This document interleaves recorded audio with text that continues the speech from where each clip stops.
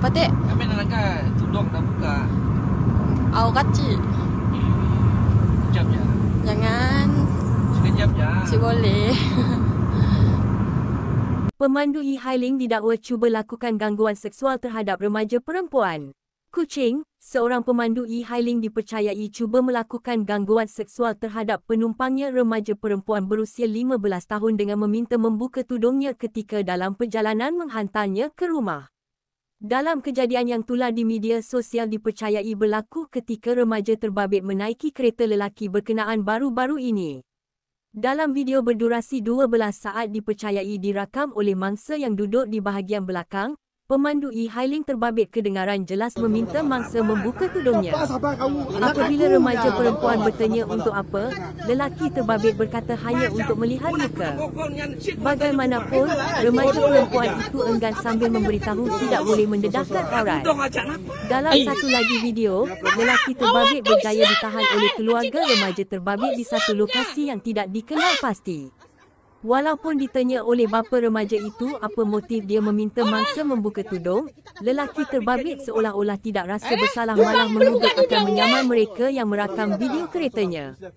Aku nak nangga muka ajak, salahkah? Saya hendak melihat mukanya sahaja, salahkah? Katanya sambil duduk bersahaja di dalam keretanya.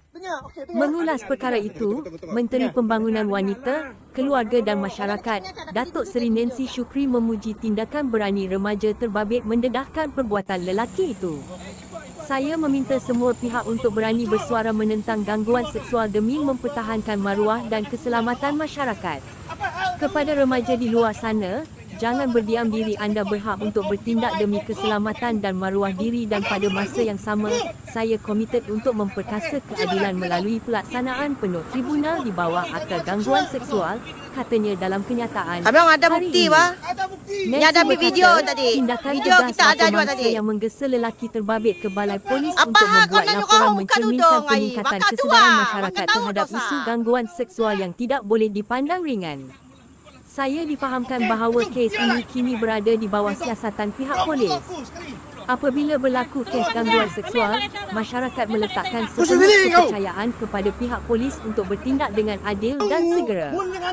Saya juga mengajak semua wanita, lelaki, ibu bapa, pendidik dan rakan sekerja untuk bersama-sama membina persekitaran yang lebih selamat dan bermaruah dengan berani bersuara apabila berdepan atau menyaksikan sebarang bentuk gangguan seksual, khususnya dalam usaha melindungi kanak-kanak dan wanita, katanya.